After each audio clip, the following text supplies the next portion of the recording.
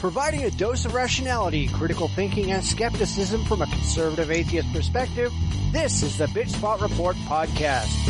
Every week, your host will bring you news of note and commentary on topics of interest in hopes of sparking intelligent discussion on important issues of the day. It's not pretty, it's probably not safe for work, but we tell it like it is and offer no quarter to the credulous, the gullible, or the downright stupid.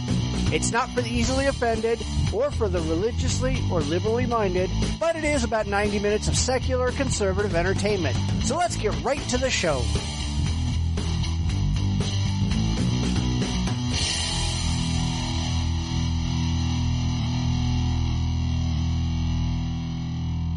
There's so much stupid this week, you could cut it with a knife, but we're going to use a fork so we can pick through the chunks and examine them closely. Actually, that sounds kind of gross.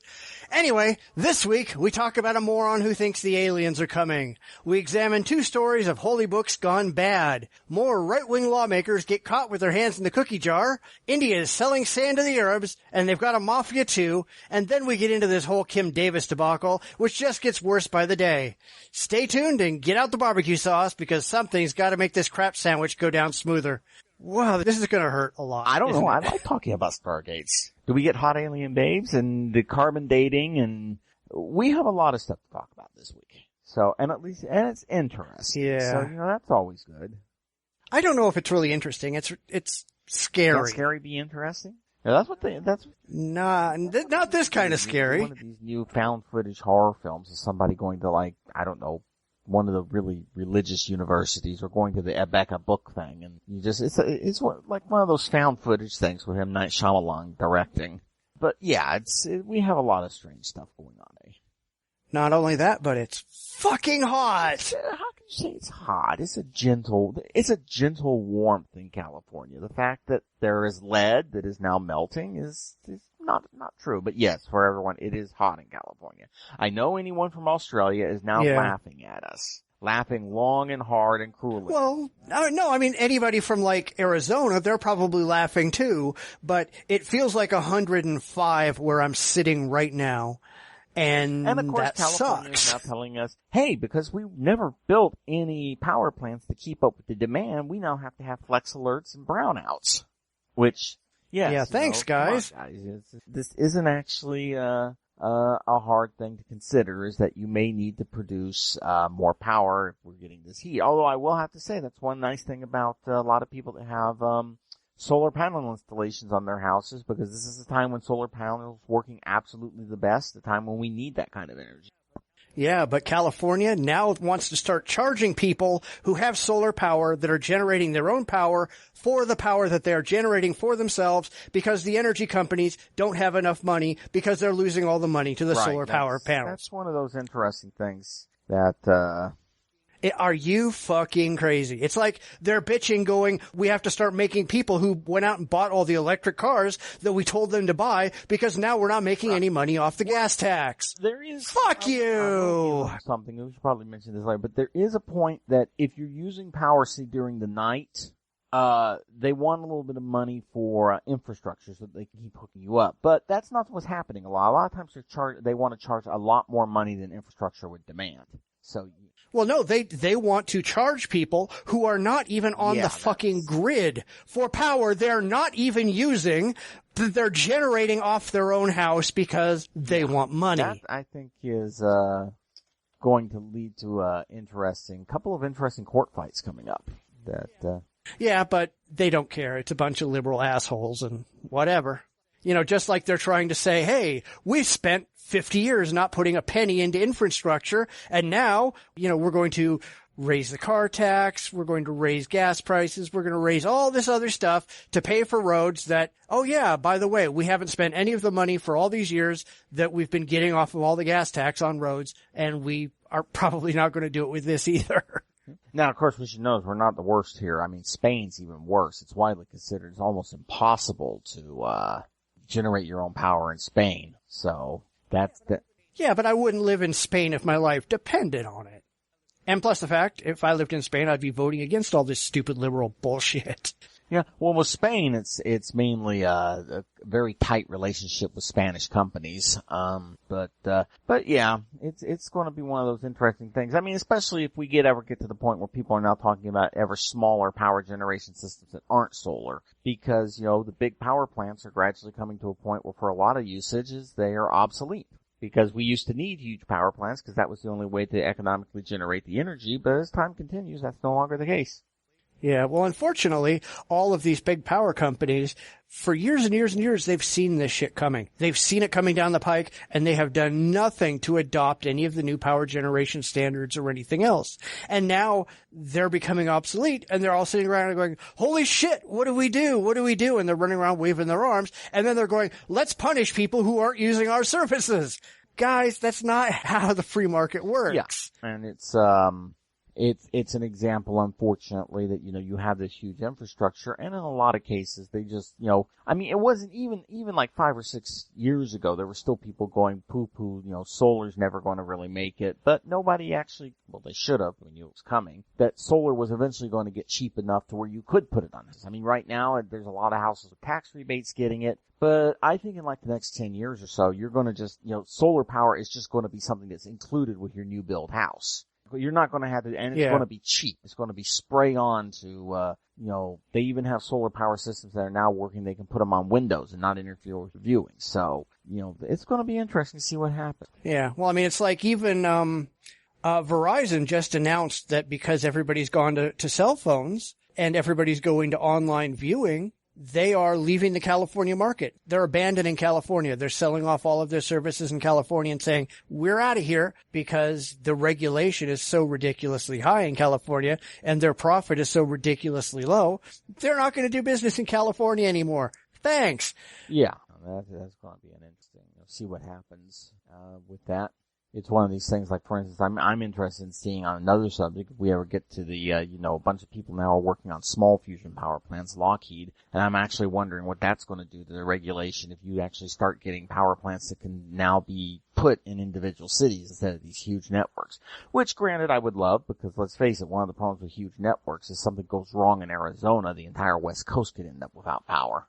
Yes, I've been in that situation a couple of times where, I've been at work and all of a sudden all the lights go out because something stupid in Arizona blew up and the entire Southern California just doesn't work anymore. That would be a very serious issue. So I personally like the idea of distributing our power grid for, that reason, if no other reason. So if something bad happens, you're not, in addition to whatever bad happened, you're also dealing with no power over half the Southwest or half the East Coast. It could be quite a nasty situation.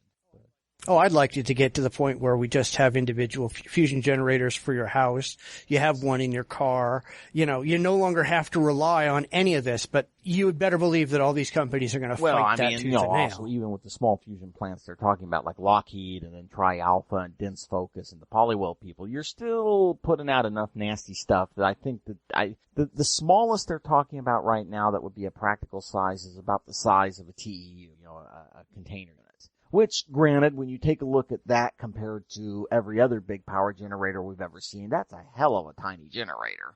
But in 10 years, it's going to be something you can stick in your pocket. The biggest problem is they don't really have, to date, nobody's figured out how to do anything with gamma radiation that doesn't involve a fair amount of actual heavy shielding. That's even the aneutronic ones, they're aneutronic compared to actual traditional reactions, but they're still pumping out enough neutrons to kill you dead if you're within like 100 feet of them. Without shielding. So it'll be interesting to see what happens. Granted, you don't really need a tiny fusion power. If you have like a fusion power plant the size of a container, that suddenly makes it really easy to charge cars, to use electrical power, to use hydrogen burning cars, because you can distribute your primary power source so widely. So it'll be interesting to see. Definitely we're going to be seeing some amusing stuff before we drop dead.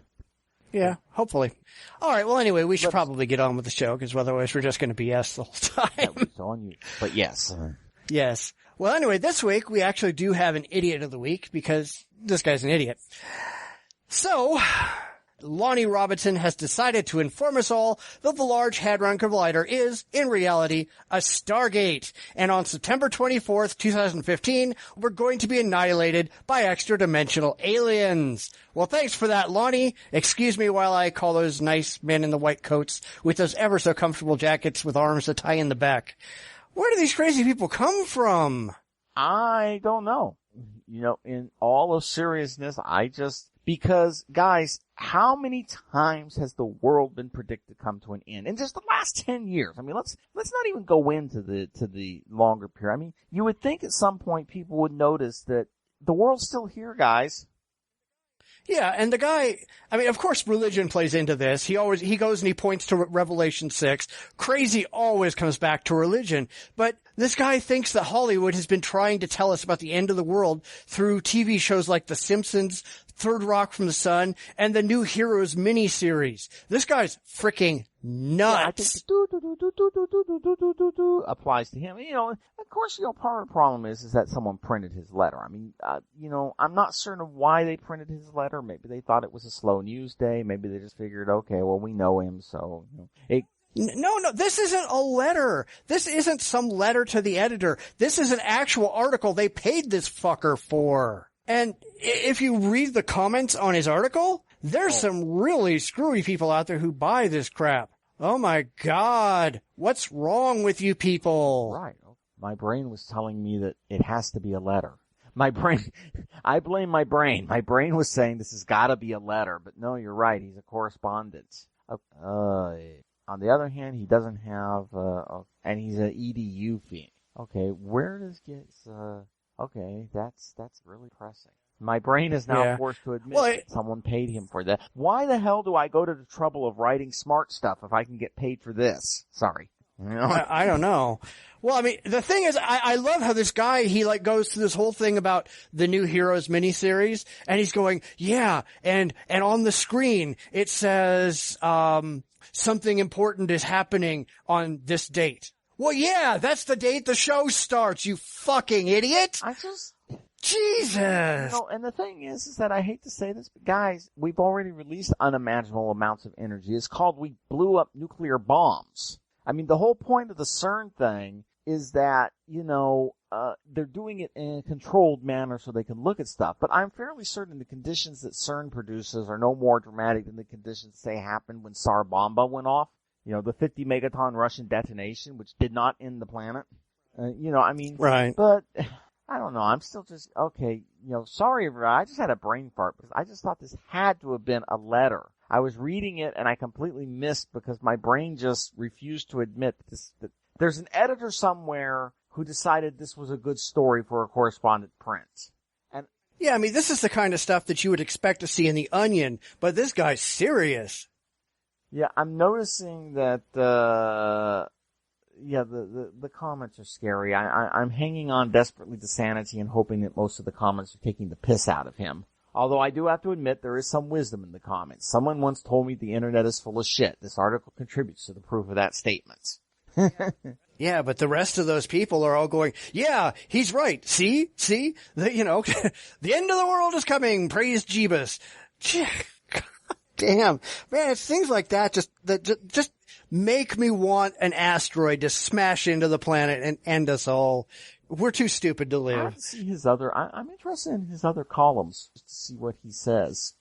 Well, then you're welcome to look him up because I'm not going there. Right now, again, my mind is desperately hanging on to the hope that maybe he's taking the piss out of people. Probably not, but okay, I'm too depressed now. I think we need to go do some news. Yeah,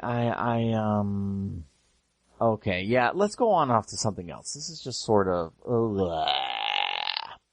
but thank you, Lonnie Robinson, for being the fucking idiot of the week. All right, now the news. And now the news. Recent discoveries about the Qur'an had led some scholars to question certain aspects of Islam's origin. Based on analysis, a fragment of the holy book discovered last month at the University of Birmingham, UK, has been dated to 568 to 645 AD. The timing contradicts the belief that Muhammad's third successor, Uthman, oversaw the final assembly of the text, which was first formally presented in 653 AD. It also opens the door to the idea that the Qur'an was created as early as 2 years before the Prophet was born, since his life is commonly believed to have spanned the years between 570 and 632 AD. It's widely held that Muhammad began to receive the revelations later contained in the Holy Book in 610, and then until his death in 632 AD.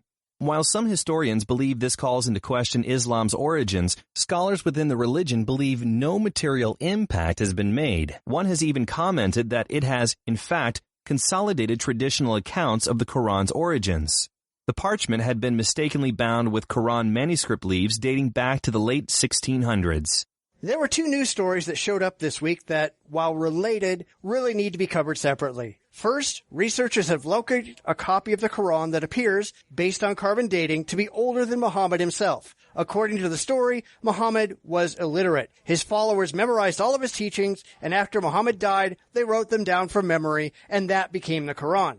However, if this new dating is true, then the teachings might predate Muhammad entirely, or at the very least, have been written down before the tradition teaches that Muhammad spoke any of it.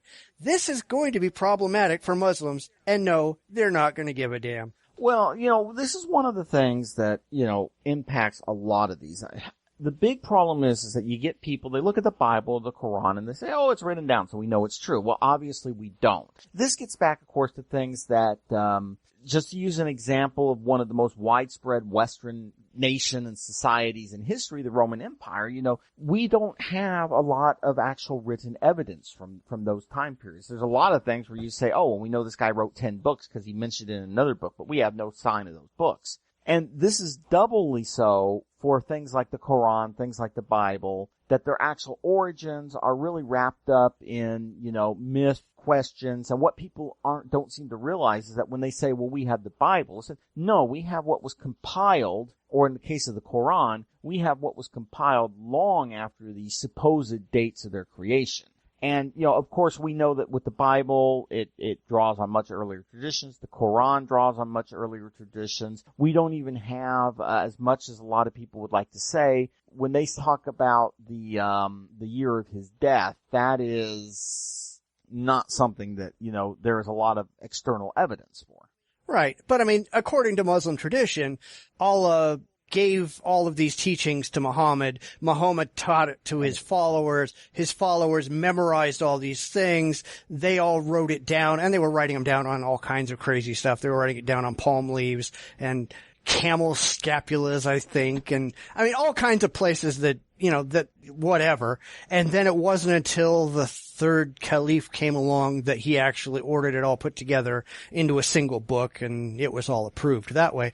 But if we're supposed to think now that, wait, maybe Muhammad got these from pre-existing myths, other things, things that came along before he did. It calls to tradition. Then it's not something that was handed down by Allah. It's not a God-given religion. And this is something that you see, and the fact of the matter is that, when you look into this, it does create an issue. In American religion, we had this issue. I don't know if people know of a woman called Ellen G. White. She was the main prophetess of the Seventh-day Adventists, and there was a huge brouhaha, I think, in the 1980s. It looked like she had taken some of her visions and distilled them down from other writings, such. And this is, of course, a problem. The biggest problem that this presents, of course, are to the most literal group of Islam.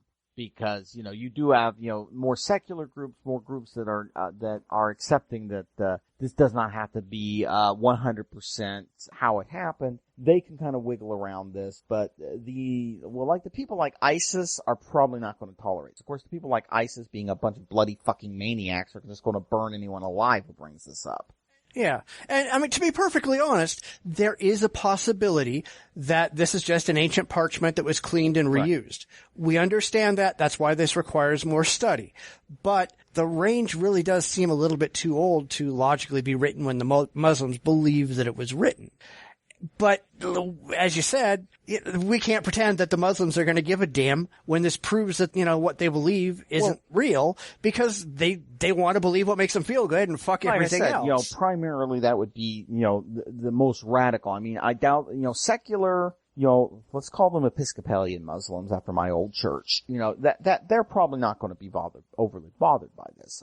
But yeah, I mean, it's a bit like mentioning, we now know that some of the Gospels were actually created out of some unknown Gospels, unknown writings, because we have, a lot of textual similarity with them. You go and tell that to somebody going to a, right-wing religious church in America, yeah, you're not going to get very far. Because, largely a lot of these groups, again, is superstition. They don't want it to change. It can't change. Because obviously if the Bible or the Qur'an is completely inerrant, if you're asking it to change at all, you're obviously, trying to destroy the entire edifice of their religion. But yeah, for this, one of the interesting things here from, a scholarly viewpoint is this is again just people need to realize that when you're talking about stuff this far back, we don't have a library. We don't have any libraries. We largely just have fragments that we grab here and there because in this time period, literacy was really restricted to the upper class. And because literacy was restricted to the upper class, there were not Barnes and Nobles all over the place with, thousands of copies. In fact, for some things, I believe that some scholars believe that for a lot of things, there were probably fewer than 1,000 copies, period, in existence in time. So, we look at this, we find a fragment, and that's all it is. And it says interesting things, but again, it's very much trying to fit a jigsaw puzzle in when you're missing half the pieces and a quarter of the pieces you do have come from another jigsaw. Which, good reason why historians wish we had a time machine. Yeah, but unfortunately, you gotta look at these religious people who are convinced that they are absolutely true, completely and totally, could never be wrong. Anything that shows that they're wrong must be wrong because they can never be wrong because they're always right. And the interesting thing is in some respects, religion has become, in Islam, Wahhabinism is one of the things that this, because there are traditions in Islam, Christianity, Judaism, that do not require that you take these things literally. I mean, especially in Judaism, where half of the stories that you in Christianity are taken, this is what exactly happened, if you go and look at the Torah, you go and talk to a rabbi, they say, oh, hell no. Jacob did not wrestle with God or the angel. That is simply an allegory. And, but the right wing, the conservatives of all these, they demand just complete obedience to the idea that this happened as it's written. We know the Qur'an was written at this date, and you cannot ever say it was written at any other date, et cetera, et cetera, et cetera. And, unfortunately they also tend to be the people that like to play with guns. Well, I mean, I don't care if they play with the guns.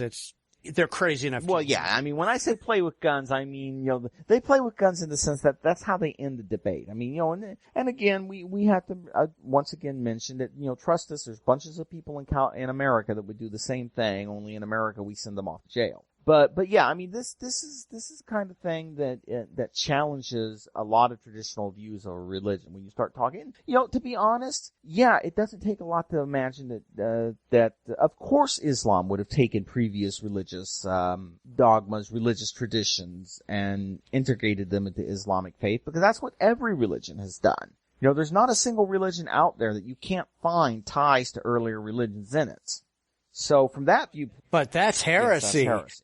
It's much like the Catholic Church, the dates of the Christian birth has nothing to do with the fact that we're appropriating earlier pagan traditions and making it easier for earlier pagan governments to, become Catholic without changing everything. But yeah, that you can't ever say that. Right. Well, so let's go ahead and move from Islam to Christianity. Like the last story, this one could cause some problems for Christianity, as scientists have found an ancient copy of the Bible found in the Turkish city of Ankara, which says some things that go against Christian theology. It says Jesus wasn't crucified. It was really Judas Iscariot that was crucified in his place. It calls Paul an imposter and says Jesus wasn't the Messiah at all. The news story says that the Vatican is in awe of this discovery, but they shouldn't be in awe. They should be a little bit worried that the religious fantasy story might just be false. Yeah, this is a case of, it's probably, this is one of those examples of all of the different themes running through early Christianity before it kind of gets formalized at the Nicaea, before we start seeing a a development of what is actually considered to be, canon, just to use the term.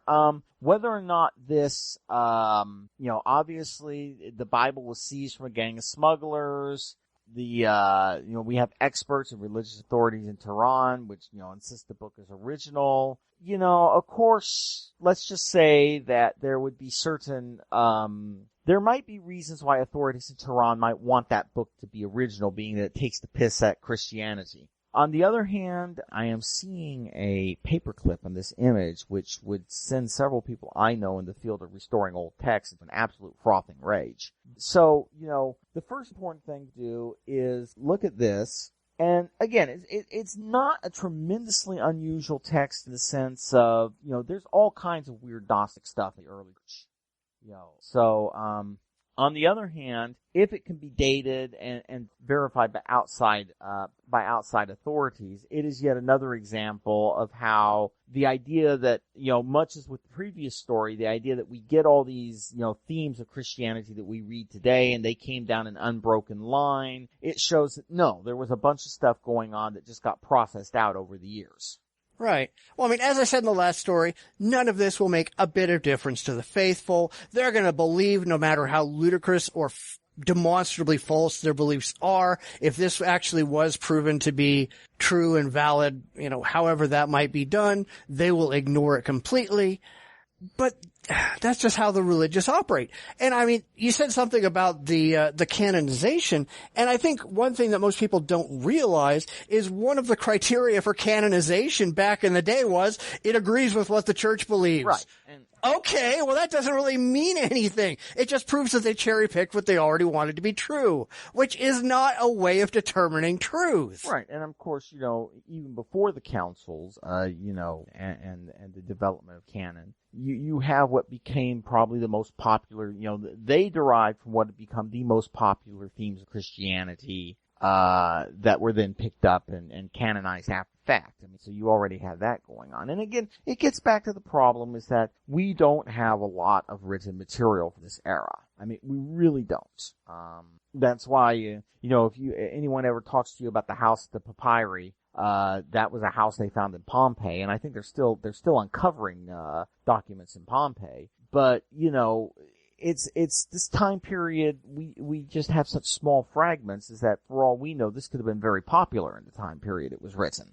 But nothing, only this survived. If this is in fact, an original legitimate copy, only things like this survived, and you gotta kind of wiggle around and figure out, okay, well, what does this mean for actual early scholarship? Right, but none of it proves that anything that anybody says is true. No, and it can't, obviously. Because even if you had a document written right there, it gets into very much, I can write a document saying that, on the seventh day my cat ascended to heaven. But obviously that doesn't mean anything.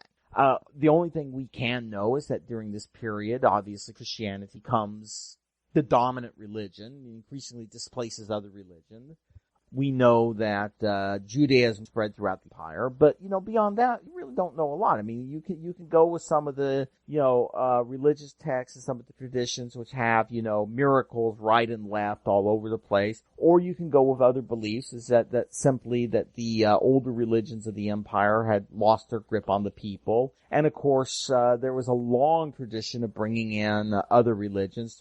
Egyptian mystery cults were really damn popular. And Christianity being somewhat more accessible to the common people gradually displaced these other religions. And then, of course, eventually the government realized that they could use this, and so they made it the official and legitimate religion of the empire. Yeah, Christianity didn't actually earn its place. When the Roman emperor decides, hey, everybody's going to be Christian, that's not earning your spot. Yeah, well, and it gets to chicken egg, because obviously the Roman emperor thought that he had something to gain by doing this. The whole story about if I win, I'll have the miracle, et cetera, et cetera, et cetera. Most of the emperors tended to be a lot more pragmatic than that. So in this case, you were probably seeing an honest judgment that, this will help me secure my place in the empire, to secure my authority, which obviously says, but at that point at least, the older religions had largely lost their power. And of course, if you look at it, and I'm not entirely, I've not done a lot of stuff on this, so I'm speaking secondhand from some professors I used to work with. a lot of these older religions were not popular religions in the sense that Christianity, Islam, or even modern Judaism were. They were much more focused, much less, interested in the big picture. Now, of course, again, that's what some people say because we have no temptation and no time machine. So, it's that also can sometimes occur when people are trying to build Christianity up as this invincible thing instead of just the thing that happened to win out. Because there was a time when Mithraism, worship of Mithras was, a very serious challenge in the early church. But yeah, this book is interesting, although I want to kill whoever stuck a paperclip by it. But, this is the kind of interesting stuff you can find that just changes. I mean, like the Dead Sea Scrolls. A shepherd boy finds what's probably was one of the greatest, finds of religious texts in the 20th century. Completely by accident. I mean, and there's probably other stuff lying around completely by accident, but of course, as the longer we go, the more the stuff gets destroyed or smuggled to where you lose any ability to track it back to where its original place was. So. True, but you gotta remember that a lot of the people, and we go back to the religious because that's really where the impact is going to be felt. Well, actually, it's where there will be no impact felt because they're just going to completely ignore anything that falls outside their mythology. It's going to be great for finding out the truth. It's going to be great for actual scholarship, but as far as having any impact on Christianity or in the previous story having any impact on Islam, it's going to mean not a damn thing because they just don't care. Yeah. I get really sick and tired of people who just don't care. Well, it's one of these things that, it's both movements now. I mean, again, it depends on who. You might see some impact on this, like the Episcopalians or the, possibly, the more liberal segments. But yeah, I mean, you're not going to have an impact on the more hardcore segments because they are not interested in scholarship. Yeah, but I don't think it's going to have any impact on anybody, to be really honest, because, alright, granted, the Episcopalians had a bishop who didn't believe in God.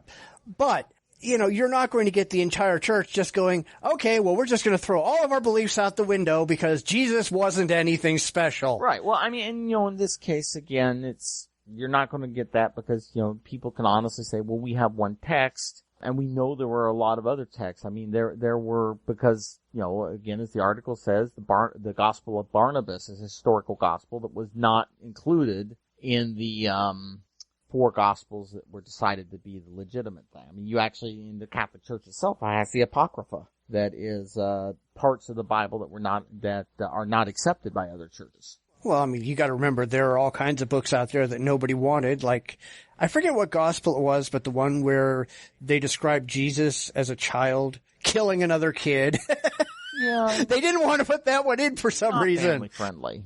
But, yeah, it just shows that religion is more bullshit. But, and again, the interesting thing of this is that if this is a legitimate copy, it's another example of just, how diverse early Christian beliefs were. That the early Christian church was not so much one single unified church. It was a large number of small sects that didn't tend to communicate with each other in many cases, which led to a wide divergence in beliefs stemming from the original growth of Christianity. Well, I mean, that's originally why the Catholic Church decided to come up with a canon and come up with an authorized version, because they were tired of having all these disparate little beliefs all over the place. They wanted to have one official belief by the Catholic Church, I suppose. But yeah, and of course, you were getting a problem because, obviously in some cases you're having people resolving their beliefs by, trying to murder each. This was probably one of the biggest reasons why the Romans were irritated at the Christians, because if you read a lot of early Roman history, especially some of the letters to the emperor, it's largely not so much, the Christians are seen as a little, disloyal, but it's also that, hey, I'm having riots in my town. What do I do? And then it's kind of like, well, we'll deal with it. And of course the Romans had a certain way of, but. Yes. We have to say that the Romans had shall we say, certain ways of disorder. That were very effective. So, shall we continue from the past to the future? And another example of right-wing, shall we say, hypocrisy? In this case, from the Ring of Fire, right-wing lawmakers were caught having an affair in a parked car. Call police officer a liar. 2 Minnesota state lawmakers, both Republicans, were issued a public nuisance citation where a police officer caught them making out inside a car. The lawmakers are disputing the citation and say the officer lied in his report. Wow, usually, the right wins, the officer go wrong. But, I got a few questions about this. First of all, guys, making out inside a car is what you do when you're 18 and you can't afford a hotel room and, you want to be out of the house because you don't want mom to knock on the door and come in with your laundry when you're doing the dirty with your girlfriend. When you are lawmakers and in your 40s or in your 30s, you can afford a hotel room. Sorry. I just gotta mention this. And, that's the first problem I have is why the hell are you, this is not the 60s anymore. Secondly, you're selling yourself on family values. Well, you're married to other people.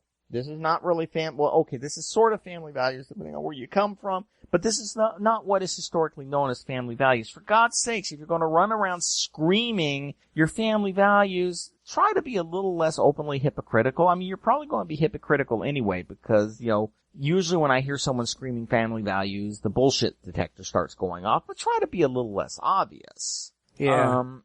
This is just another case, and, I've known people who are honestly strong on family values. Sad to say, Jimmy Carter might have been one of them, but they don't talk about it. They don't run around and basically on their letterhead, say, hi, I'm Representative so-and-so of family values.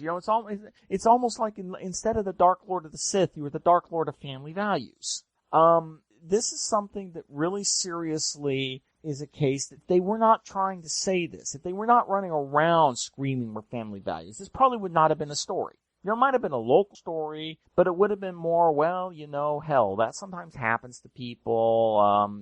Let's not run with it because you don't generally talk about this. But we talk about it because you're setting yourselves up to judge everybody else. You're making it a positive point of both your tenure in office and your campaign runs that, vote for me because I'm the family values candidate. Not like that guy over there that sacrifices people to the sun god every solar eclipse. Right. I always have to wonder exactly what reason would the officer have to lie. See, they're claiming that the cop lied. Why would he lie? He had no idea at all who these two were. He didn't know they were legislators. He didn't know anything about them. This is just like conspiracy theory nonsense at its best. And, you can see from the thing, the female, he's not even describing them. As you said, he don't even know the people. And, it's a public nuisance citation. And I'm going to mention from another viewpoint is I'm not entirely certain if we need to have a public nuisance citation for what people are doing inside their own car. I mean, if they were complained about, because they're doing it in front of a preschool, yeah. But in all honesty, these are the kinds of laws that I'm not certain if you need to be enforcing because it's their car. As long as it's not directly in front of people, we don't have a lot of information about if anyone else called, but it says that when he approached the car, so I'm assuming that it was not a call of a, nuisance. Looking at another story here, I don't really see anything going on. Of course, they're arguing that they were double parked. But, seriously, I would say that you don't really need something like this. But on the other hand, that doesn't take away from the fact that the people are engaging in misrepresenting their positions to their constituents. They're misrepresenting their constituents because, and honestly, being faithful to your spouse is not exactly a high bar. It's very much like having the bad guy in a movie and you say, well, he loved his children. Well, yeah, that's kind of expected. No one gives you rewards for loving your children or being loyal to your spouse. So it's just another case of this strange desire to be above everybody else, tell everybody how important we are, but then unable or unwilling to actually carry it out. Right. This is what happens when you get hyper-religious asshats who they have to maintain the appearance of morality when they really have no interest in maintaining the actuality of morality. They like to talk a good game, but they're not interested at all in actually carrying it out.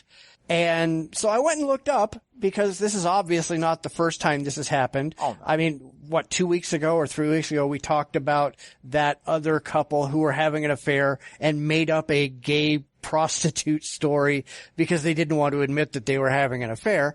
But there are some really well-known cases out there.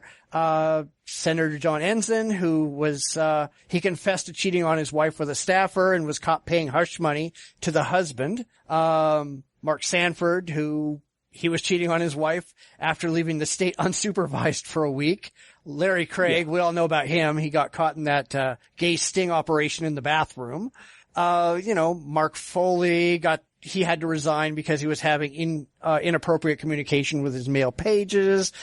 Senator Bob Packwood, who had to resign from the Senate because he had 10 female staffers who were accusing him of sexual harassment. My personal favorite, Phil Giordano, who is mayor of Waterbury, Connecticut, who is not only in prison for 37 years for financial crimes, he repeatedly molested 2 preteen little girls related to his prostitute mistress. These are the moral crusaders out there, and these people wouldn't know morality if it bit them on the ass. Yeah, and I mean, these are kind of things that are just, obviously it's the molestation charge would be far more serious than anything else which is happening between consenting adults. But yeah, and it's an example. Yeah, no, you gotta remember, Giordano, he's appealing it because he doesn't like being in prison. Well, no one does. That is, of course, one of the reasons why we consider prison the place you don't want to end up. I'm certain that they made prison Disneyland complete with e-ticket rides. There would be a lot less anger about going there. But no, prison is not supposed to be fun. Prison shouldn't be brutal, but prison is not supposed to be fun. Yeah, I mean, and it just gets into the problem is that, why could we believe you on other things if you cannot even match, you make your personal life a linchpin and then you can't even manage to keep your personal life equal to what you're telling us it should be. And this is just kind of things, if you can't do it, just shut up about it. Run on something else. For another point, I don't give a damn if you're a great family values person. I want to know, are you going to be an honest politician? Are you going to make the hard calls? Are you going to try to actually represent all the people instead of whoever showed up to put you in power? Those are the questions I'm interested in. I could really honestly, as long as it's not something that strikes me as damaging your ability to represent me, I'm not going to really care about your personal life. Yeah, but no politician does any of those things. No politicians can't. Yeah, they can't. The system is set up so that they can't do that. But no politician is even concerned. They don't even try. They don't give a damn. Right. Well, I mean, especially with these groups because they know their people. I mean, I hate to say it, but I've lost track of the times that you get some, televangelist caught in the cookie jar and he gives this tearful appeal. You get the tears rolling down his face and the makeup's running, the whole thing. And the congregation forgives him. And it's like, no. I had a friend that, they actually, one of his relatives had like $10,000 stolen and the congregation was telling her, well, you have to forgive. It's like, no, you don't. That's the odd thing is that even in the case of you look at it in the religious sense, yes, forgiveness is required, but they don't say you get to escape the secular consequence. And some of the secular consequences should be, well, you know what? If you're lying all the time, we don't really think you could be a, representative. We'd kind of like to know that you're telling us the truth. Wouldn't that be nice? Yeah, but no one would vote for someone who told us the truth. I mean, yeah, we know they're not telling the truth. Their lips are moving. Well, it's like one of the things they say that actually killed Carter was that some of his speeches, he said some hard truths, and then of course you got other people coming in saying it's morning in America. And people ran to the person who was saying it's morning in America. Because, people don't like to hear hard truths. They don't. They want to hear that it's all going to be fixed. Never mind, you have no fucking idea how you're going to do it. Because you're telling people that, I'll give every student an above average education. Never mind, you can't do that. That just doesn't work mathematically. But I'm going to tell you that and I'm going to smile with my bright smile and everybody's going to ignore the fact that I just told you a complete fucking impossibility. And meanwhile, the other guy on the other side saying, well, our education has this problem, this problem, this problem. People don't like him because he's telling them their problems. And it's like, no, he's telling you the truth. But people can be dumb. Can be? Yeah. People are dumb. Now, speaking of that, I want to move on to a story that just had me blinking. You can sell sand to the Arabs. Let's just start with that. You can sell sand to the Arabs. This is a story about India's deadly sand mafia, which is actually a full-on criminal conspiracy that has killed people, both due to causing making it accessible to where people went down to where there was an unfortunate tragedy with a bunch of college students and a dam releasing of waters. and killing people more directly, as in shooting people who got into their sand mafia ways. But they sell sand to the Arabs and to the Chinese. And, this sounds just starting insane, literally insane. But the fact of the matter is, and I did not know this, but desert sand is actually really lousy to make concrete because it has sharp edges. It doesn't bind together really well. So what you want is sand that has been gradually over the years, beach sand that has been eroded to the point where it has fewer of these jagged, sharp edges, and so it will bind better in the matrix. And obviously with all the construction going on in the Gulf and in China, where there's a tremendous amount of construction boom going on, this has now become a very valuable commodity that you pack up from India, you pack up from other places, you ship it to China and the Middle East, and it's not as expensive as trying to make the stuff. And it allows you to build a building which does not fall over if you sneeze at it, which is a problem with China because a lot of Chinese companies, because of corruption, they'll use sand like the various desert areas in China, which sometimes can be literally crushed in your hands because the matrix is so loose. Yeah, but I mean, I really don't understand why they'd go to India, because most of the Middle East, they have coastlines where they can go get their own sand. The only one that doesn't is Iraq, but there's lots of places that are a hell of a lot closer than India. Why don't they go to Saudi Arabia, the Arab Emirates, any of these places that have huge coastlines? And like China, seriously? China has massive coastlines? Why would they have this stuff shipped thousands and thousands and thousands of miles from another country when they can just walk down to the beach and get it themselves? Likely in a lot of these places, you gotta remember, a lot of these countries don't have large labor forces. They import their labor.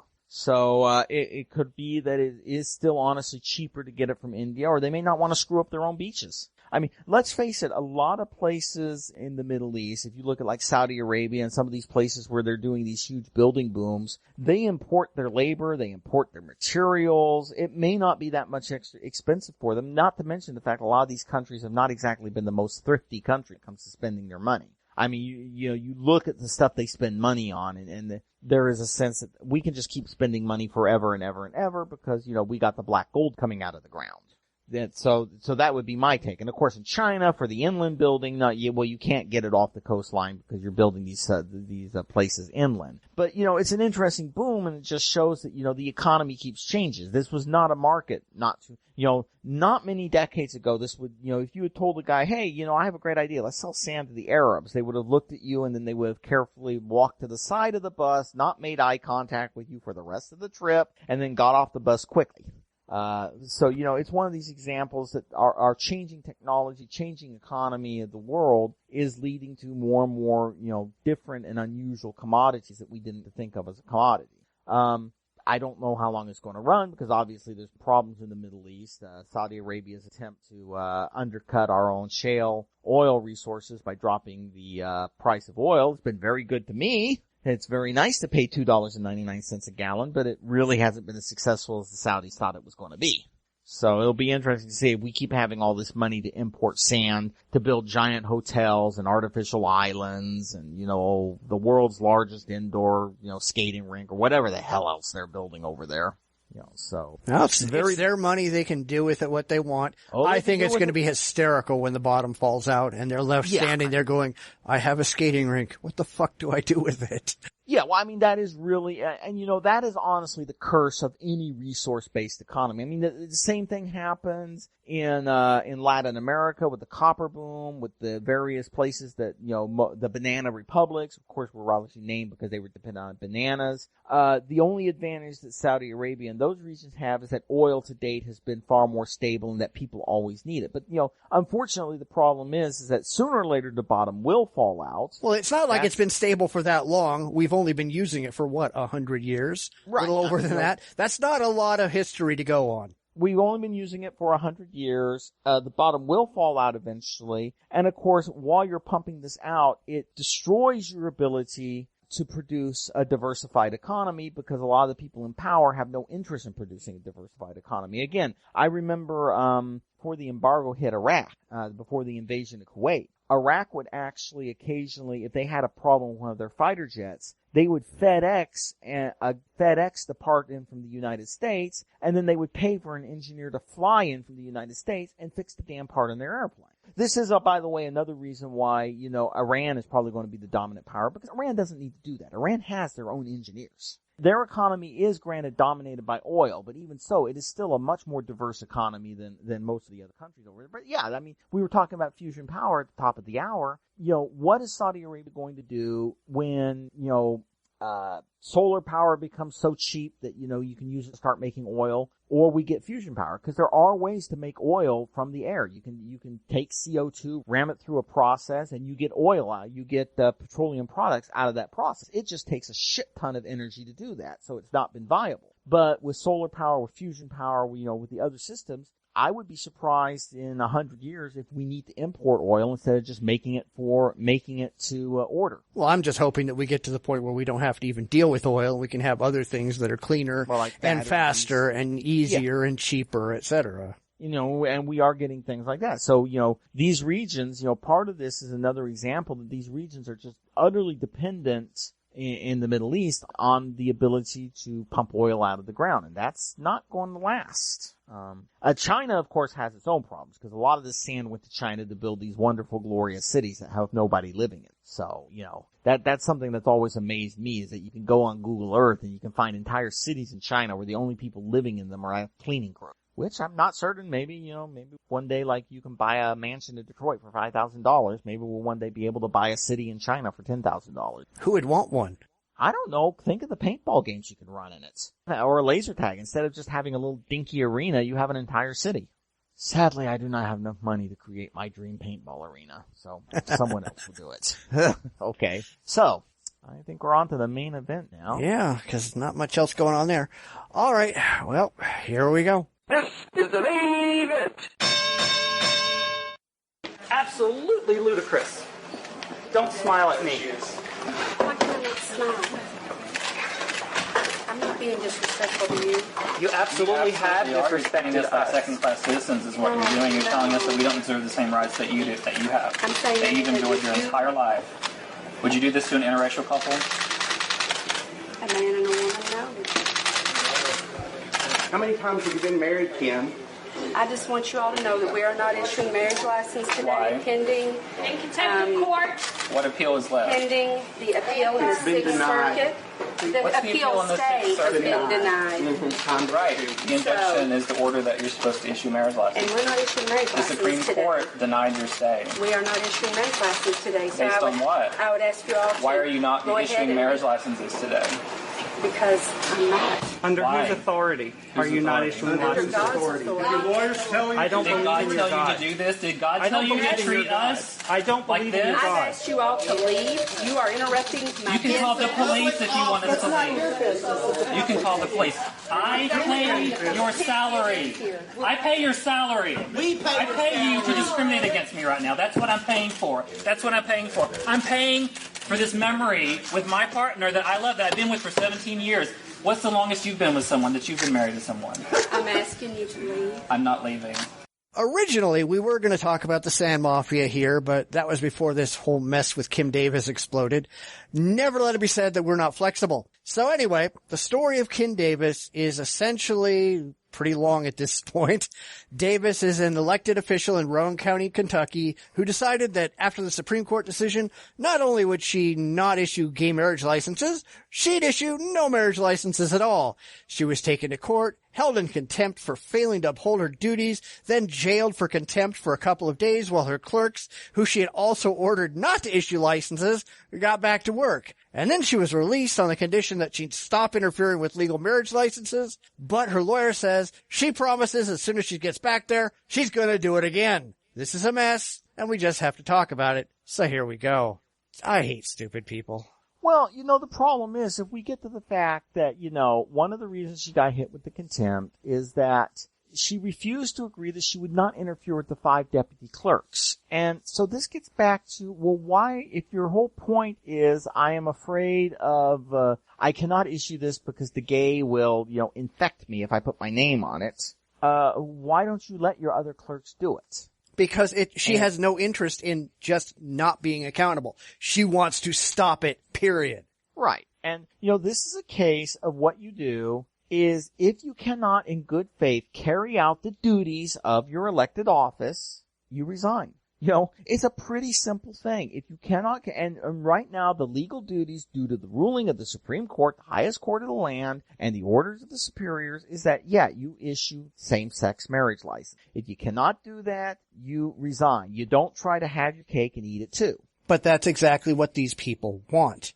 They want to control what everybody else can do, and they want to stop gay marriage from happening because their religion, as far as they're concerned, is more important than anything else in the world. Right. And, it's a case of, it's a really annoying case. And it is,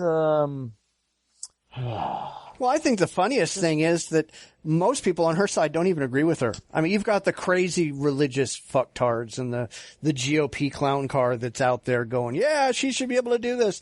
But even fucking Scalia, religious zealot asshole Scalia, he thinks that what she's doing, and this isn't specifically for her, but, he's already said, people can't do this shit. Back in 2002, he wrote an article, a law review article about a judge. And I will quote part of this article because it's very, very applicable to what she's pulling. He said that a judge has, after all, taken an oath to apply the laws and has been given no power to supplant them with rules of his own. Of course, if he feels strongly enough, he can go beyond mere resignation and lead a political campaign to abolish the death penalty, which is what they were talking about. And if that fails, lead a revolution. But rewrite the laws, he cannot do. Tell that to this fucking bitch.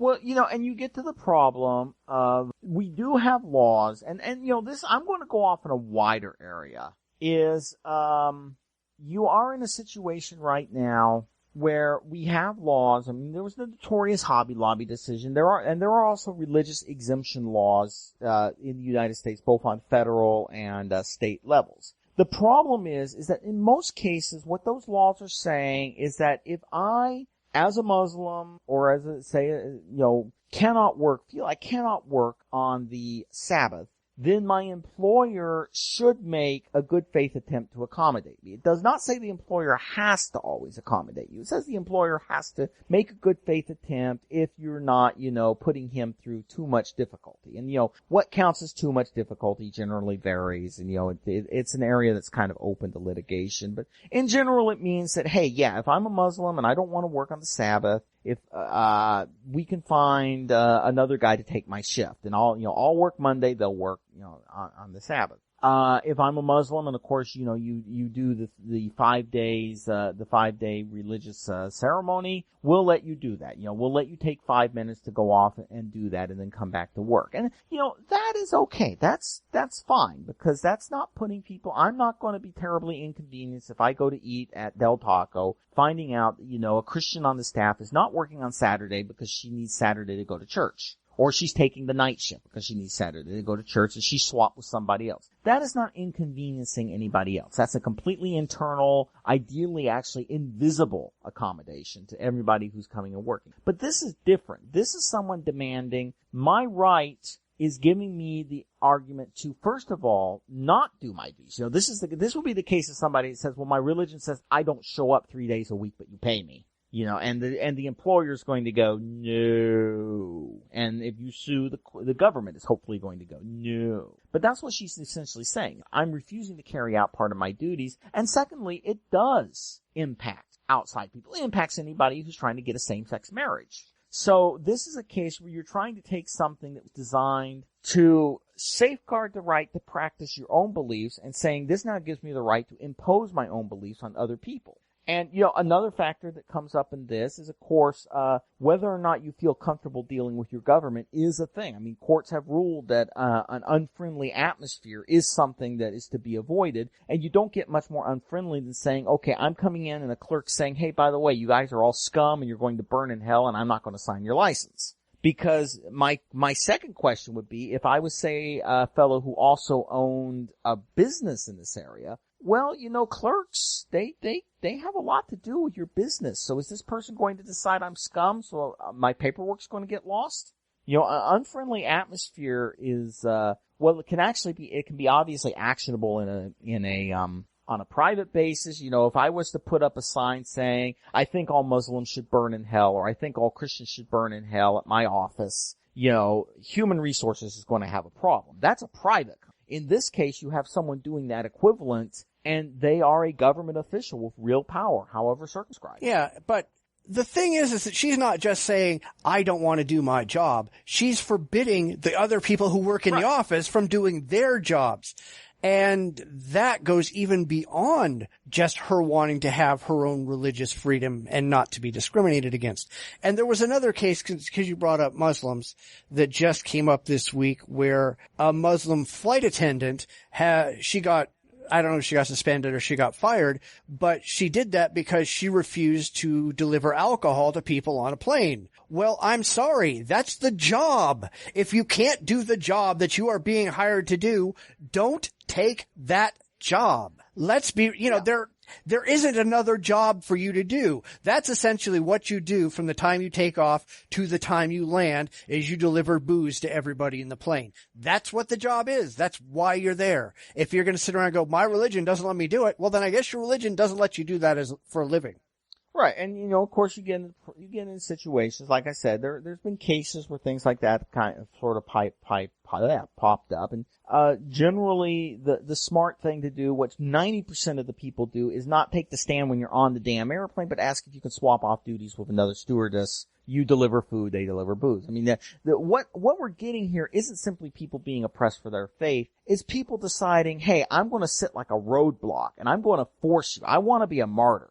And in most cases, what the employer says is, okay, because, the employer can't sit there in the private case and just let a person define their employment in that manner. In this case, the government cannot allow this to go because, seriously, when people are saying, well, why is this a bad thing? Just imagine someone saying, I think that the sons of Ham and white people should not be married. And, this was an issue in the past. Sorry for doing the acts. It's a bad act. I feel bad about it. But, really seriously, if you start allowing people to define who they're going to marry or who they are going to allow to engage in lawful acts as a part of their duty, you've suddenly turned the U.S. into a place where we have 20,000 dinky little dictators. Because this would be exactly the same thing legally as if she said, I'm refusing to marry a black man and a white woman because I don't believe in it. That's the law of the land. Is now you can get married as a same-sex couple. End of argument. Don't like it. Try to pass an amendment. But unless you can pass an amendment, the argument is over. The argument is done. There is no longer an argument. Yeah, but these people don't deal well with reality. And the problem with this really is that it's not her giving licenses to people. It is the U.S. government, which is a constitutionally mandated secular government. Her religious beliefs, whatever they are, and she's welcome to have them. She can have them at her home. She can have them in her church. She can have them in her head any damn time she wants. But when she walks through the door and she is doing a job employed by the government, her religious beliefs stay outside. Because she has no right to impose her religion on someone through the commission of a secular job. Right, and the problem is that this is not some holy right. You are affirming, and again, this doesn't even really become a point because, as you said, it's law now. But these are not religious marriages. These are the state affirming, okay, for the purposes of the tax code, for the purposes of the whole penumbra of rights associated with marriage, you are now married. Some of these people came in and got their license after they went to church and formalized it religiously. Some of these people are atheists and came in and got their license and, wouldn't be caught dead in the church. Some of these people decided, hey, we were drunk, we had a great weekend, let's go in and get married. But this is not a religious ceremony. There is no religious test, and being that there's no religious test, this whole thing doesn't come up because, as you said, it's legal now. This is part of her job. Yeah, but these people don't care. They think that all marriages, by definition, are religious, and they don't give crap one. They refuse to recognize that secular marriage is even a thing. Well, then she shouldn't be a clerk because that's the entire thing she does. There is no, at no point in the clerk's job has she been asked to say, are you two good and true Christians, or did you get married in a Christian outfit? She is part of a secular marriage. And, the fact of the matter is that when we see, and of course, a lot of this is the desire. I'm certain she's going to get a lovely amount of talk on the right-wing talk show circuit, and it's part of the war on Christianity, which is not happening, but they love to talk about it. And part of this is, so, it's one of these things that is, very much the governor in the door during the civil rights revolution. And, that's another thing. Again, it's important to note that she's not doing anything new. There were people quite as religiously convinced that the proper place of the races was to be separate and unequal. I'm not saying this to be mean. I'm saying this that you flat out had people preaching from the goddamn pulpit that these Northerners are interfering with something ordained by God. Oh, yeah, you see that right now, though. And it's crazy that it tends to be the libertarian types, of course, but, there are people out there bitching and whining going, well, she got put in jail and she had no business being in jail. Well, look, here's the situation, okay? She's an elected official. She was elected by the people. She cannot be fired. She can be recalled by the people. The state legislature can remove her. The people ain't going to remove her because they all agree with her. The state legislature isn't going to remove her because they want to get reelected. So the only thing the judge could have done, he could have either fined her, which would have been pointless because there were crazy Christian assholes from around the country who would have paid any fine of any size that she would have incurred. So he put her in jail. And they're all bitching going, well, you can't put her in jail for that. What else would you like us to do? Really, what other options do we have but putting her in jail? The whole point of this contempt of court decision is that she needs to change her mind or she needs to step down. Those are the two options that we have here. Either you do your damn job or you voluntarily leave the office because unfortunately there's no other way to get the job done. And right, and another fact is that, contempt of court is conditional. How do you get out of jail on a contempt of court charge? You do what the judge tells you to. And judges generally don't like to put people in prison. And that's why contempt of court is almost always very conditional. I mean, there's been cases where a guy claimed, I didn't know, I don't have the money. The judge says, yes, you do. And he spends years on contempt of court because, it's later found out that no, he didn't. And so he can't comply with the order. But that's very, very, very rare. In most cases, it's like, are you going to go out? Are you going to start doing your job? Yes, fine, bye, But that's not what's happening, and the key, one of the comments about contempt of court is the keys to the jail are in your own hand. She could go out, and being that she does not have to put her name on any of these things, being that the deputy clerks can do it, you could even refrain from putting your name on that. I would consider that, again, the honorable thing to do would be resign, but you could technically do that while fulfilling the letter of the law and the contempt of court charge, because the judge really is just asking, are you going to actively interfere in this process? Yeah, but now that she's out again, her lawyer says yes. As soon as she gets back to work, she's going to go back and actively interfere in the process. The only reason she got out was because the judge said, if you do this, if you fuck up again, and they have to report every 14 days whether she's interfering, and this comes off as so damn childish, It's like we have to get a call from the teacher to see if your kid is really is behaving themselves. Is Johnny doing well in school? Is Johnny doing his homework? Is Johnny not pulling Sally's hair? Is Johnny refusing to obstruct the process of the laws of the United States of America? And it's one of these cases of, guys, it's just sad. It really is. I mean, seriously, is this all? And, part of it, I am convinced, part of it they're going to try to appeal to the crazies even more for the, 2016 presidential election season, which I am becoming increasingly depressed that Great Cthulhu isn't running because, seriously, I'm not even certain if it would be the lesser of two evils at this point. But, this is part of this growth. I'm certain we'll see more of this as we get closer to the election season. We're going to see, again, like I said, it's going to be the war on Christmas, the war on Christianity, the war on, you evil people are making us obey the law that the Supreme Court passed, and of course it's losing because if you take a look at the polls these days, guess what? Gay marriage is now in most places, majority of people either say, hey, fine, or say, well, you know what? I'm not gay. It doesn't bother me. I don't care. You know, they're basically, the hill they're choosing to die on is a hill that most people are increasingly ignoring. Yeah, my biggest thing with this right now is there's a lot of Christians out there, and I'm sure it goes for a lot of other religions too, but this is kind of the new hotness. There's a lot of people out there who seem to think that any law they don't like on religious grounds, they just can ignore. They can pretend that this law doesn't really exist. It doesn't apply to me. I can do whatever the hell I want because my religion overrides everything else. And these people are just wrong. Well, you know, and what's the worst point is, of course, that we've had people who've done that in the past, Martin Luther King, other people. But I think one of the problems that I really see with this is they don't want to accept that if I do this, I'm going to have to pay a price for it. Because, there were cases in the past where people would say, I refuse to do this, and then they go to jail. That's the entire point of civil disobedience. But a lot of people, you have people talking about how terrible it is that she's going, on contempt of court charge. He should never dare send her to contempt of court charge. They want to make the stand, but they don't want to. Well, yeah, but that's true of a lot of people today. A lot of people do not understand what civil disobedience is. They think that you get to do what you want and have no consequences whatsoever for your actions. And that's wrong. Yeah, but the whole point of civil disobedience is that you voluntarily pay the consequences, go to jail to bring attention to your cause. These people don't want to do that. They want to be able to do whatever they want and just get away with it. Yeah, and of course it makes you look childish to the outside observers. Okay, your cheerleaders may not care, but everybody else is just going, well, wait, you're making a stand, but now you're screaming and crying when the stand costs you.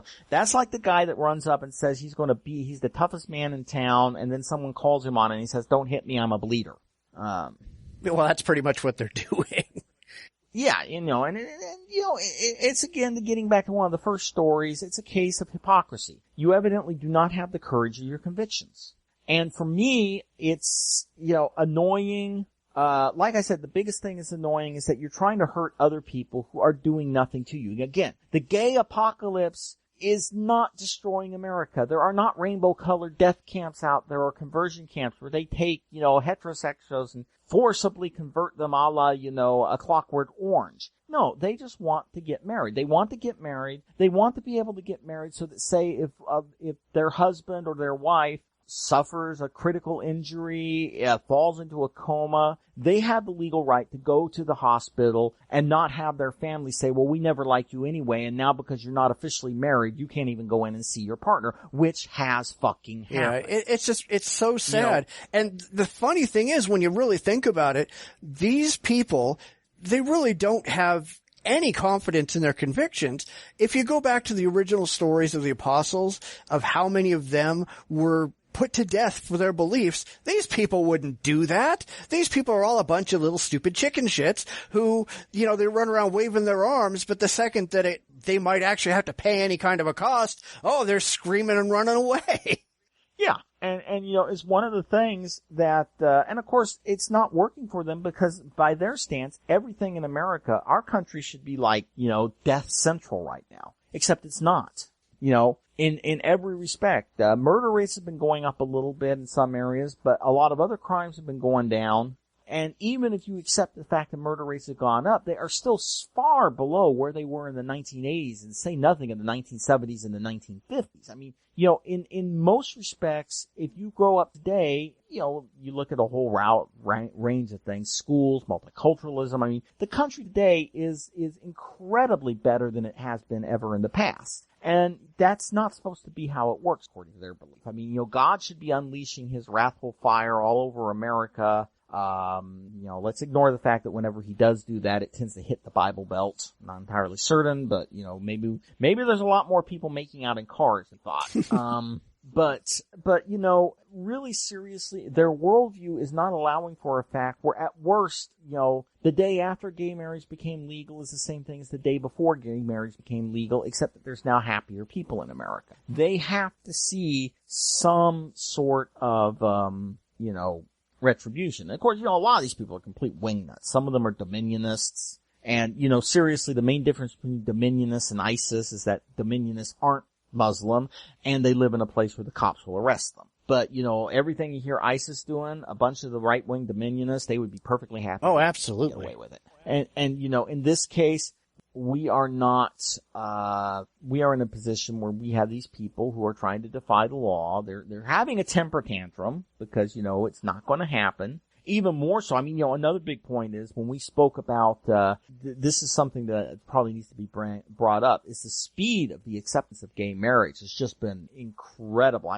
Even after Loving versus Virginia, acceptance for interracial marriage, it took decades before it became anything like majority. In the case of gay marriage, it's just literally in the last 5 or 6 years, it's exploded. Mainly because people look at it, they look outside their house and say, God, gay marriage has been legal in my state for a month. Then they look out their door and they realize, wow, looks just the same as it did before. Okay. Yeah, but I think, and I know correlation and causation, two different things, but it's interesting that gay marriage became so rapidly accepted at the same time that religion is falling apart in America. Well, I don't think that is. I think there is a point there because let's face it, for many, many years, many people would define their morality by what was preached from the pulpits.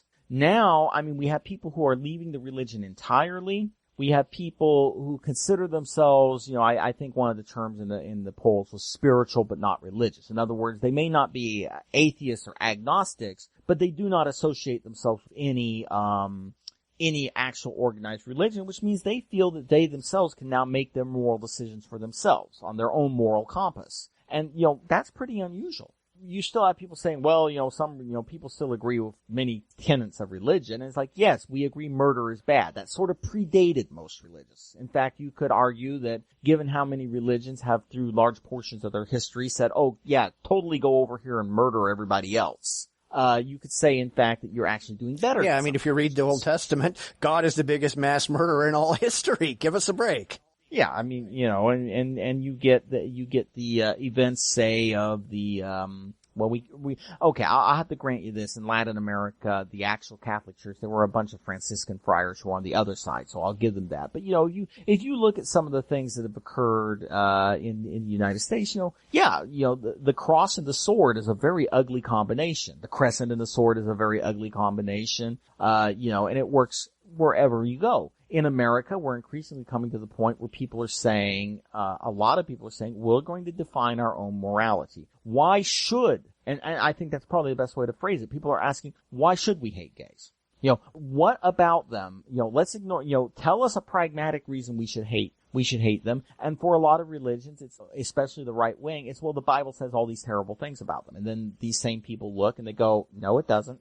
You're taking a few individual tiny parts of text and you're saying that's what it means. But, as one friend I had mentioned, he said, yes, and these are the same guys of prosperity gospel, but the Bible has a hell of a lot more to say about people who like to be rich. And it's not right, exactly. Possible. So, at the same time you're telling us to hate, homosexuals for this and this and this, you're saying, but, these three, fragments of sentences mean this. All this other stuff, which is, verse after verse after verse. Oh, no, that doesn't mean that. That means something else. And it's, okay. Yeah, we're going to ignore the parts about shellfish and mixed fabrics because it's just inconvenient. But the stuff about gays? Oh, hell yeah.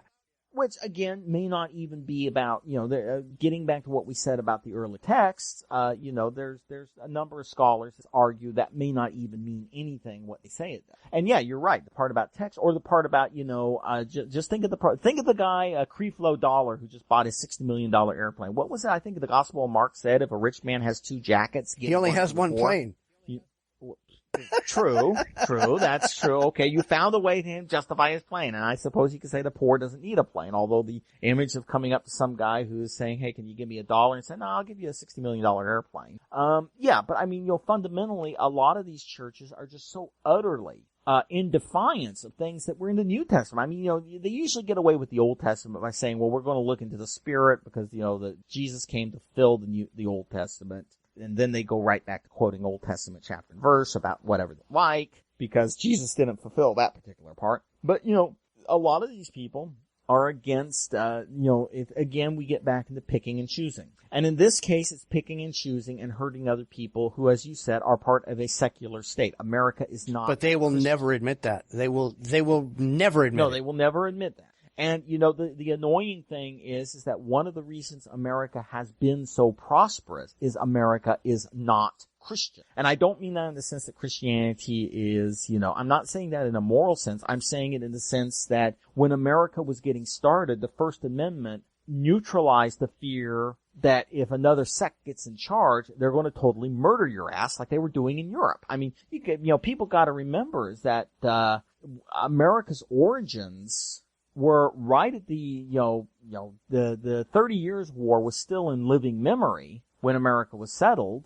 Actually, make sure I get a deadline here because it would be very embarrassing. The historian screwed up and got his Yeah, well, I mean, the thing is, what people don't remember is that most of the people who came to America to settle in America came here for religious freedom to get away from people forcing the religion on them. Of course, they promptly oppressed other people, but, at least in America, and generally it was exiled to another community like the Massachusetts Bay, and so we had an ability to, increasingly spread out, and as the first generation lost out, the traditions of religious tolerance, especially with the First Amendment and the Constitution, became settled, at least in a governmental. Now, this was not always. Let's be honest. Any nation is going to practice this in the breach a lot because you cannot say America was a land of milk and honey. Just ask the Mormons about why they ended up in a fucking desert. And the answer is that they were driven out of their former settlements by a series of religious pogroms. So, I'm not going to say America was perfect because we are not, because you still have, when you have people unironically saying that religious freedom demands to not allow Muslims to build mosques in America, we do still have a way to go. But we had the framework. And increasingly that framework did help America become as prosperous as it is, again, because we haven't had religious wars in America. And, Europe had religious wars to the point that, during the 30 Years' War, there were parts of Germany where the army stopped fighting because everybody was fucking dead. There was there were no peasants to pillage. And so in this case, when I see these people trying to bring us back to a religious view, back to where, and let's face it, whether or not you agree with gay marriage is fundamentally a religious view. There is no real backing in the secular system for not allowing someone to get married. It is a fundamentally religious point of view.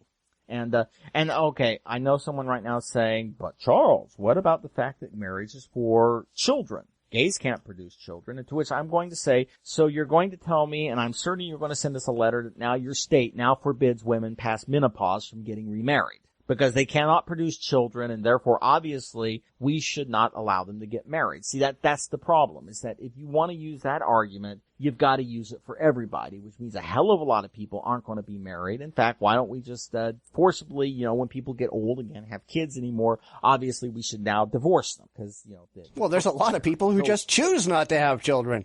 My sister and brother-in-law, right. They don't have kids. Never will. It's not something that's biologically possible, even if they wanted to, which they don't.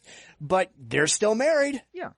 And for myself, if I were to get married, which, okay, yes, thank you, Peanut Gallery, for saying as if, okay, thank you, you were very funny, I can hear you laughing from here. But, even if I were to get married, I probably would not want to have children because, with my goddaughter, I've noticed very firmly that, in a lot of respects, having children is a young person's game. Because, kids are active at all times of the day and night, especially when they're young. And, we also know these days that we have, solid medical evidence that the later in life you have a child, the greater the chance your child will suffer from, various types of, developmental disability. If I were to get married, and I wanted to have a child, I would adopt a child. Because God knows there are more than enough children out there that need loving homes. And the fruit of my loins is not so valuable to the universe that there is any great tragedy in not having a child that is my and thank goodness for that. Clone. And there might be some people actually saying that indeed that is a positive benefit to the universe. I think they're wrong. I see no problem with tentacles in a child. But anyway. But yeah, I mean, you get to this thing is that marriage is not for producing children. It has never been seen. The earliest you could get, the only time that happened in America was, yes, if you were a Puritan, a woman could sue for failure to perform duties. A man could sue for failure to provide an heir. But that, of course, was in an era where you needed children to keep you alive in your declining years. And, there were many other customs in that era that we do not hold to anymore, like hanging, and slavery, witchcraft. And slavery, oh yes. And which is interesting when you consider the fact, this is a big deal in the South, and these are people screaming how important marriage was, and yet this is the part of the nation that broke up black families and specifically stated that a slave will never be married in a way that the law will recognize. And of course this goes against the Bible, because the Bible did have that you would have to recognize the married slaves and free slaves on the Jubilee. And many other things that when we spoke of our hypocrisy. Yeah, but that's the Old Testament. We don't listen to that part anymore. Yes, that's the Old Testament. We don't listen to the Old Testament. We merely listen to the New Testament. Oh wait, no, we don't, because Paul said, "Be kind, masters, be kind to your slaves," which he probably was not thinking, whip your slaves so badly that they don't have any skin left on their back. It's just all scar tissue. Yeah, but these people are just hypocrites, so it doesn't really matter. I had an unfortunate discussion with a slavery apologist yesterday, a little paranoid about that. Unfortunately, he said, "You don't know anything about slavery," and that allowed me to whip out all my reference book and my old thesis and unleash the fire. And I bet you he didn't give a shit either. No, it made me okay. feel bad. Fighting against stupidity sometimes makes me feel better, and it makes me hope that one day he'll get caught in a rainstorm and drown because he keeps looking up to see what hits him in the head. Yeah, I really do not like slave apologists.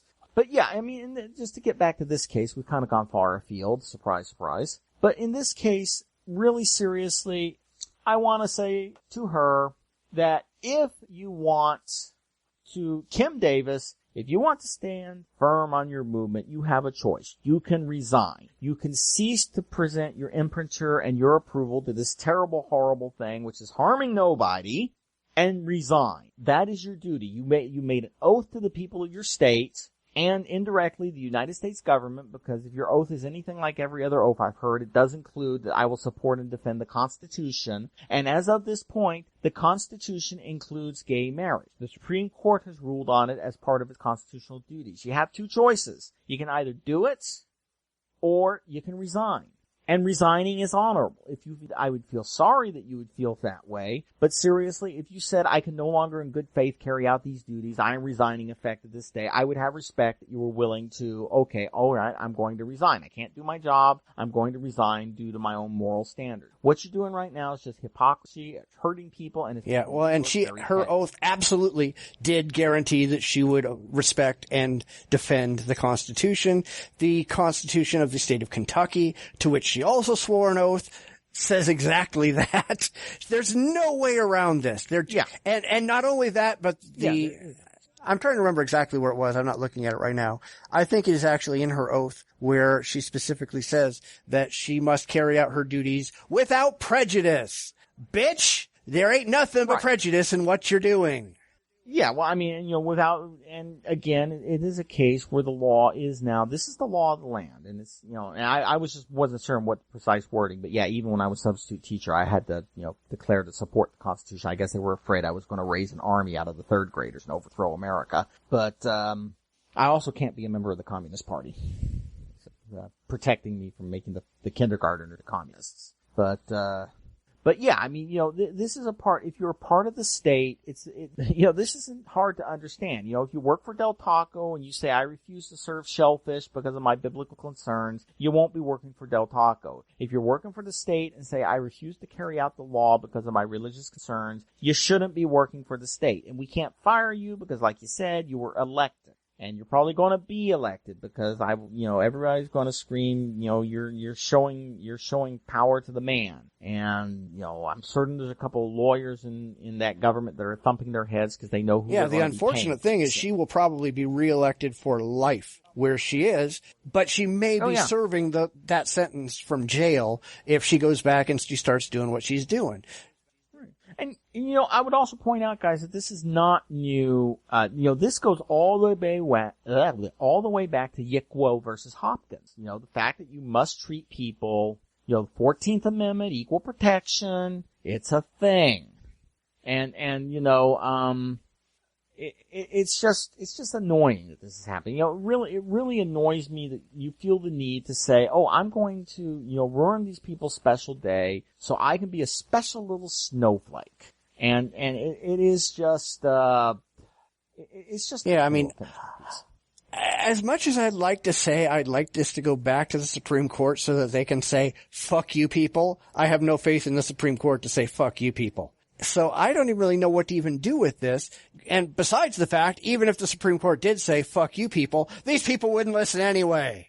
Yeah, I mean, it's going to eventually, what's going to happen is hopefully through process of elimination, you'll get a few people like this standing in the door, but, jail is not fun to be in. I'm hoping, and I'm certain the judge is hoping that sooner or later, hopefully before you have to spend too many months in prison, you'll get the idea and either resign or just say, okay, well, I'm going to stand forth for my right and I won't sign these, but the deputy guys will sign them. There's also, I think there's a movement in Kentucky to replace it with a stamp. But, replacing it with a stamp doesn't do anything because she'll refuse. Stamp it. And she'll refuse. And, so this is just, really a case where if you cannot do your job, resign. That solves everything. If you cannot do your job, if I cannot do my job, I resign. And I've done it a couple times for assignments. I mean, I'm a freelance writer. I got a few assignments that was, I was offered a couple of medical assignments, and then midway through them, I realized that, holy shit, like 5 of these assignments are singing the praise of homeopathic medicine. And it was a fair chunk of change, and as my friends know, I'm not exactly overly provided with money right now, but I'm not about to write an article telling people how homeopathy is better than traditional cancer treatments, because that gets people killed. And so I did the honorable thing. I didn't just sit on the assignment and say, well, I'm not going to write this assignment, but I'm not going to actually, send it back to you. I'm going to do the right thing. No, I said, I can't write this. And that's what you need to, that's what the people need to do. If they cannot carry out the duties of their office or their job, they need to resign. But she won't. But she won't. And the good news is to most people, it looks silly and sad. I mean, increasingly, that I think is one of the things that these people are unable to understand, is that increasingly what's happening is they're not being seen as heroes. They're being seen as these strange, sad people. And more people in America are abandoning this view. Even many people who consider themselves Christians. I mean, there is an increasing number. I mean, the polls show it's a smaller change than among groups, but even among right-wing Christians, there's a growing number who are saying either, okay, this really should not have been an issue to begin with, or, okay, I disagree with this. It's my own personal disagreement. Why are we bringing this into the law? So we're not even talking just secular. We're talking even right wing. I mean, right now there's a growing movement within what we would consider right wing Christianity to drop abortion, drop gay marriage, and start talking about, well, what about the parts of the Bible that talk about stewardship? What about the parts of the Bible that talk about caring for the poor? Why aren't we ever talking about those instead of talking about abortion? And why don't they just stop talking about the fucking Bible in the first place and actually do their goddamn jobs and deal with the secular government that we have? Yeah, well, that's what I'm saying. Is I'm saying you're starting to get a lot of people in these religions that are saying, let's go back to trying, for instance, you've got like right-wing Christian environmentalists coming out and saying, well, wait a minute, why are we utterly against even the idea of global warming? Doesn't that fit in with some of the biblical, demands that, you tend to the earth because the earth has been given to you in stewardship by God? And so this is a case where very much this viewpoint, the viewpoint that focuses solely on things like abortion, like gay marriage, the political questions of who you're going to vote for because, he hasn't yet been caught in a car boinking, someone who's not his wife, that is even in this case beginning to fade. And I personally think that this is another reason why religion's been losing out in America, is that so many religious movements became tied to these very political questions. They're not so much religions, they're more like taxes. Unfortunately. Don't pay taxes. Yeah, I mean, so it's a case of, I don't think so much that the religion's declining because of any great conspiracy. I think religion's declining because so many American religions no longer actually spoke to their congregants. And they're really just a bunch of ridiculous idiots anyway. I mean, how long can you go when we've got space travel, we're sending probes to other planets, we have the Large Hadron Collider, we've got a Stargate. We've got, life expectancy and quality of life is improving by leaps and bounds, and these people are still talking about imaginary friends in the sky and... Well, and if you look at that, if you look at that, just to bring up the life expectancy, don't forget the traditional conceptions of heaven. There's a reason it's called the land of milk and honey, because a lot of traditional conceptions of heaven is you have enough to eat, you're never sick, and you're never in pain, and you're never in fear, which in many respects, on a societal basis, is what we have today.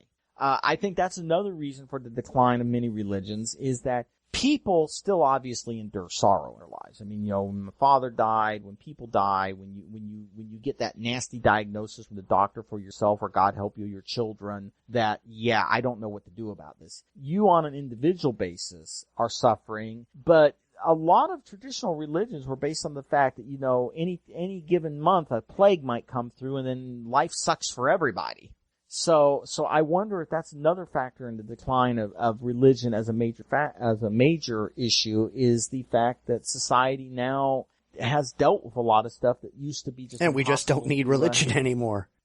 Yeah, well, a lot of people, there's not that. So, and of course, we're coming off of this new Great Awakenings going away like every other Great Awakening. So it'll be interesting to see what happens. But in this case, my prediction, looking into the eyes of this flying spaghetti monster, my prediction is that eventually she is going to go back, probably do at least one more time in jail for the contempt charge, and then the news media is going to find something else to occupy its time, and she's going to become a whole lot less determined to die on this hill. Yeah. And then people will be able to go get me. Because seriously, guys, you really sound like the bully that likes to smack a kid, and you're so much against this, because it's well, they are getting married now. Since last Friday, I think, was the day when everybody just said, okay, we'll sign anything you want us to sign. We don't care. Yeah, well, I mean, and that's another factor. I mean, we should mention, because yes, I say bad things about the South, but hey, my family came from the South, so I could be loud.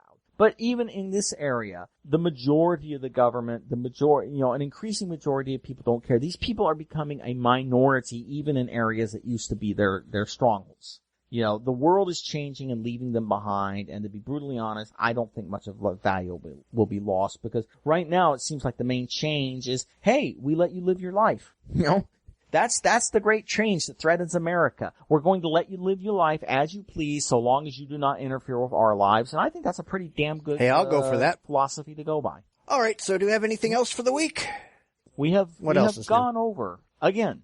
I think we should just stop even saying, we're just going to say that, much as voodoo economics or predicting the future, the podcast will be over when the podcast is over. All right, so that was bad. Really bad.